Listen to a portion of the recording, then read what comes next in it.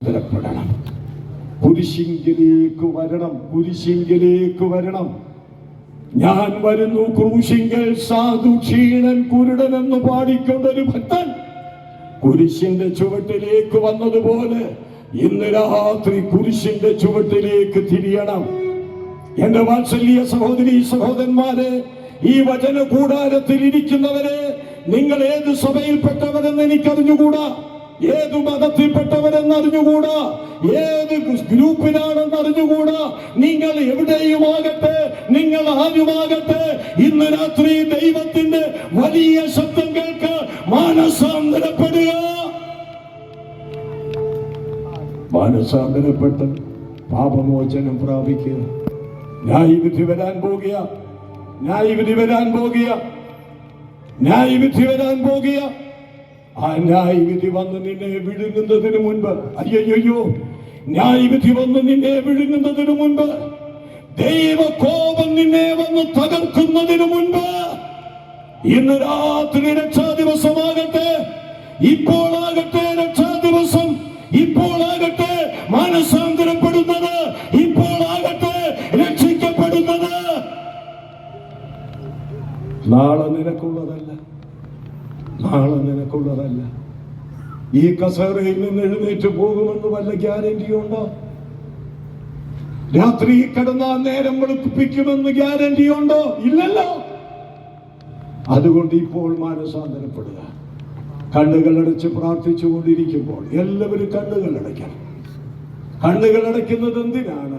അശ്രദ്ധ വരാതിരിക്കാൻ, നിങ്ങളുടെ ഹൃദയം ഏകാഗ്രമാക്കാനാണ് കണ്ണുകളടയ്ക്കാൻ പറഞ്ഞത്. ഈ രാത്രിയിൽ നിങ്ങൾക്ക് വേണ്ടി കുരിശിക്കപ്പെട്ട് ഉയർത്തെഴുന്നേറ്റ യേശു ഓരോരുത്തരുടെയും അടുക്കൽ വന്നിരിക്കുകയാണ്. നിങ്ങളുടെ ഓരോരുത്തരുടെയും ഹൃദയങ്ങളിൽ മുട്ടിക്കൊണ്ടിരിക്കുകയാണ്. നിങ്ങൾ തലവണങ്ങിയിരിക്കുമ്പോൾ നിങ്ങളുടെ ഹൃദയത്തിന്റെ വാതിലിൽ മുട്ടിക്കൊണ്ടിരിക്കുന്ന, നിങ്ങൾ മാനസാന്തരപ്പെടണമെന്ന് നിങ്ങളോട് പറഞ്ഞുകൊണ്ടിരിക്കുന്ന ഈ യേശുവിനെ ഇന്ന് നിങ്ങളുടെ ഹൃദയത്തിലേക്ക് സ്വീകരിച്ച്, സ്തോത്രം, ഹൃദയത്തിലേക്ക് സ്വീകരിച്ച് വരാൻ പോകുന്ന ന്യായവിധിയിൽ നിന്ന് വിടുവിക്കപ്പെടാൻ ആഗ്രഹമുണ്ടെങ്കിൽ നിങ്ങൾ ആ കരങ്ങളെ ഒന്ന് ഉയർത്തി കാണിച്ച നിങ്ങൾക്ക് വേണ്ടി പ്രാർത്ഥിക്കാം. ഉയരട്ടെ കരങ്ങൾ. അവിടങ്ങളിലായിട്ട് ഉയർന്നിട്ടുണ്ട്. ഇന്ന് രാത്രി ഉയർത്തപ്പെട്ട കരങ്ങൾക്കായി ദൈവത്തെ സ്തുതിക്കുന്നു. ഹല്ലേലൂയ. ഈ രാത്രിയിൽ ഇനി കരങ്ങൾ ഉയർത്ത്. ന്യായവിധിക്ക് മുൻപ് എനിക്ക് എന്റെ യേശുവിനെ വേണം, എനിക്ക് മാനസാന്തരപ്പെടണം. എന്റെ പാപങ്ങൾക്ക് വേണ്ടി ഞാൻ യേശുവിൽ ആശ്രയിക്കുന്നു, ഞാൻ യേശുവിൽ വിശ്വസിക്കുന്നു. എന്റെ യേശു എനിക്ക് വേണ്ടി പാപപരിഹാരം വരുത്തി, എന്റെ യേശു എനിക്ക് വേണ്ടി കുരിശിക്കപ്പെട്ടു, എന്റെ യേശു എനിക്ക് വേണ്ടി ഉയർത്തെഴുന്നേറ്റു. ഇത് വിശ്വസിക്കുന്നവർ കരം ഉയർത്തുക. നിങ്ങൾക്ക് വേണ്ടി പ്രാർത്ഥിക്കാൻ പോകുക. ദൈവത്തിന്റെ ആത്മാവ് നിങ്ങളോട് സംവാദിക്കുന്നുണ്ട്, നിങ്ങളോട് ഇടപെടുന്നുണ്ട്. ഈ നിങ്ങൾ ന്യായവിധി പോകരുത്, നശിക്കരുത്.